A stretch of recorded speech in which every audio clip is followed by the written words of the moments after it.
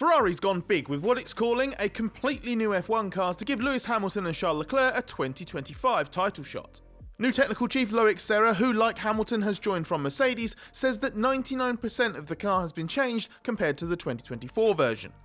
A significant front suspension redesign is the most obvious visual difference on the SF-25, switching from pushrod to pull rod for aerodynamic optimization. One thing we've noticed is that Ferrari has nowhere near as high a level of anti-dive on the front suspension rear leg inboard pickup as McLaren, which has gone more aggressive in how much it wants to stop the front of the car from diving towards the ground under braking. But McLaren still needs to prove that what it's gone for will still give the drivers the feel they need to optimise the braking. Presumably, Ferrari feels its own change gives it greater platform control, keeping the car more steady to maximise its aerodynamic performance without going too far and inducing unwanted car traits. The revisions should also give Ferrari more scope for aero development. Ferrari felt it had pretty much exhausted this with the 2024 car, hence building on what Serra calls a good basis by making big architectural changes. An emphasis on creating space around the chassis fits with what looks like a slightly extended wheelbase achieved by moving the front axle forward. Serra didn't deny this, but said the adjustments in wheelbase are small and not the main driver of the concept. The change creates more room between the front wheels and the side pod area starts, which gives a better opportunity to control the front wheel wake and reduce its negative effect on the leading edge of the underfloor. Ferrari's expectation is that as the main performance concept of the car is still the same, it will not operate the car in a very different way and therefore shouldn't face a steeper learning curve than rivals in optimising its car early on. It should just have a more fruitful development rate with the extra aerodynamic opportunities it believes now exist. While we will never be able to spot all of the Ferrari's changes just looking at the surface, it's obvious from what we can see that the bulk of the bodywork development has been about small refinements. This fits with Serra pointing out that last year there were thousandths of a second separating the top cars at times, so the pursuit of marginal gains might be down to its most granular level yet. Working from the front, the fairly wide and boxy nose where the front wing attaches to it is offset by the slot gap that Ferrari's persevered with between the nose and the front wing's most forward element. This allows airflow through this area to flow up the underside of the nose and introduce as high a level of mass flow as possible to the central section of the underfloor. We would also expect something to change on the front wing at testing or the first race, as Ferrari experimented more with flexible bodywork in the latter part of last season, and there are only 8 races to do that in 2025 before the rules are tweaked to clamp down on clever techniques. The launch car gets interesting more further back. The P-shaped radiator inlet is larger than last year and slightly more integrated with the body surfaces, which is no bad thing, as sharp corners or changes in the surface can easily create airflow separation pockets. Having a larger radiator inlet is one thing, but you need a larger exit to go with it. Ferrari's incorporated some small openings along the spine of the engine cover, similar to the serrated edge style used by Alpine last year. You can also see the way the top of the inlet now has a more pronounced top surface and a turning vane at the outer end. This will generate a vortex off that corner which will go over the side pod upper corner surface. This could reduce the spillage off the top of the side pod into the back of the car below the engine cover. Behind, Ferrari has extended the gully section on the top surface of the side pods, which now gives the car an outer raised section kind of similar to 2022 with more of an undercut at the front. The redesign will contain the airflow over the top surface and improve the airflow into the centre of the car at the rear, helping both the beam wing performance and the diffuser at very low ride heights. At the back, one area that hasn't changed is Ferrari has retained the pull rod operated rear suspension. The top wishbone forward leg inboard pickup looks reasonably low though, which indicates an increased effort to keep the rear of the car lower under braking. Meanwhile, the rear wing has a clearly different design to anything Ferrari ran in 2024. That indicates a new family of rear wings for this year as an evolution of what Ferrari brought in the second half of last year and closer to McLaren's in terms of the main plane, the upper element and the end plate shape. Now, if you followed F1's glitzy launch event in London on Tuesday evening, or have been across coverage of the 24 hours or so around Ferrari's car reveal, you'll probably have noticed how weirdly staggered everything has been. Ferrari's effectively held a multi-part car launch with the first images of the car released on Tuesday evening to coincide with its new and probably quite divisive livery being revealed on stage. Then on Wednesday came the second part of the launch, a shakedown at Fiorano which gave us plenty of photos to confirm that Ferrari's initial imagery was actually spot on, which isn't always the case with teams, and a chance to question senior team personnel plus the drivers. The nature of the reveal was unusual, especially coming within 24 hours across activities in different countries and a heavy digital element. It also meant that Ferrari partly limited what it did at the F1 event in London, but there was a good reason behind it, as we got Ed Straw to explain, fresh from being there in person on Tuesday night.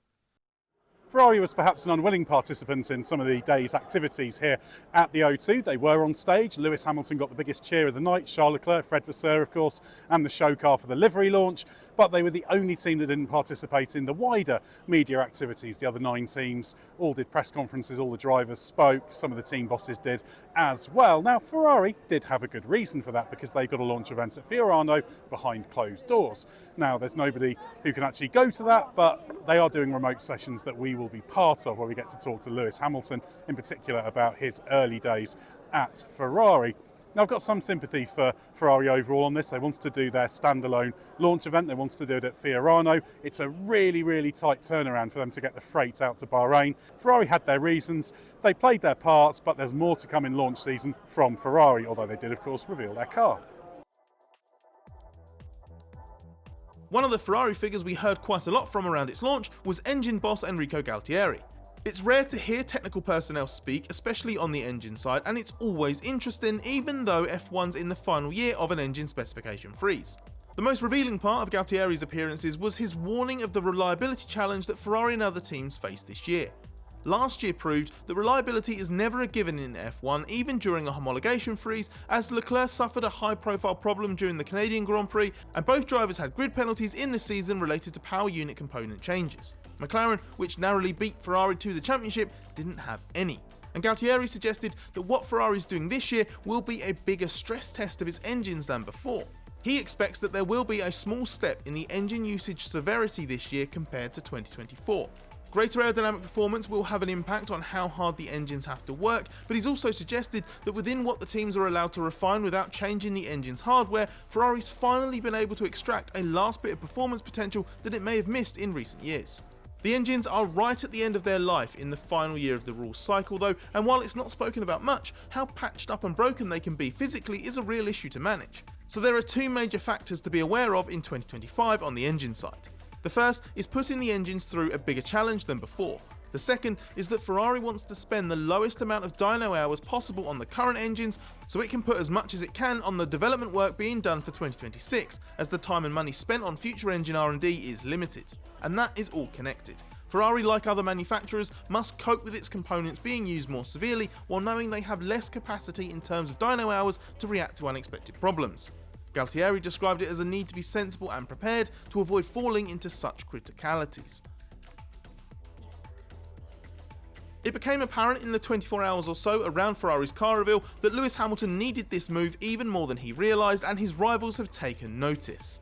Hamilton's drawn-out goodbye to his long-time employer Mercedes became a major narrative of last season, as he struggled for form at times and the team continued to suffer from volatile performance swings through the year. Since joining up with Ferrari in January though, Hamilton has had renewed enthusiasm, something that's come through in abundance at F1-75 and subsequent appearances around Ferrari's own launch. He talked of being reinvigorated because I feel so full of life and so much energy because everything's new, and this answer from Ferrari's own launch material was particularly telling. I guess I knew that I needed something new. I knew I needed this new challenge. I think when I got here, I realized just how much I needed it and how great it felt. And I'm literally walking around with a smile, such a big smile on my face every day I come to work. It's very revitalizing. Hamilton is optimistic that the vastly different Ferrari mechanical package and car characteristics mean his struggles at Mercedes won't carry over to his 2025 car, which he drove for the first time on Wednesday in the shakedown at Fiorano, Ferrari's test facility next to its Maranello headquarters. And after his ultra-successful Mercedes stint ended on such a low ebb, Hamilton's re-energised stance has been noted by rivals as well. Red Bull team boss Christian Horner tipped Hamilton to be a title threat if he translates the off-track buzz into the season itself. This was echoed by Horner's driver Max Verstappen, Hamilton's fierce competitor from 2021, and McLaren Racing CEO Zak Brown, whose team narrowly beat Ferrari to the Constructors' title last year.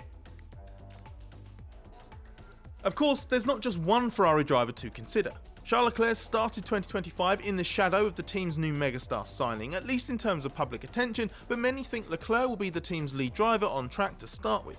The balance of power will also remain in his favour if Leclerc remains as strong as he was last year, especially if Hamilton's difficulties with this generation of ground effect F1 car continue after all. After Ferrari's strong 2022 start faded before the season even reached the summer break, and its cars proved too capricious to be in the mix consistently through 2023 and 2024, Leclerc's hope will be that 2025 is different. He's expressed that his number one desire is to win the Constructors' title for Ferrari after coming so close last year, but the Drivers' Championship is obviously his personal goal. This should be Leclerc's best chance yet, and he looks ready for it. No team scored more points than Ferrari after the summer break last year, and no driver scored more points than Leclerc in that spell either. His dependability was at an all-time high in probably his best F1 season yet, as he cut back on the mistakes and usually delivered to a very high level. So while rivals believe that Hamilton's title chances only come down to whether the car is good enough, the same goes for Leclerc. He might have had a very low-key part in Ferrari's pre-season narrative so far, but if anything, Leclerc's starting 2025 as the part that there's the least amount to doubt.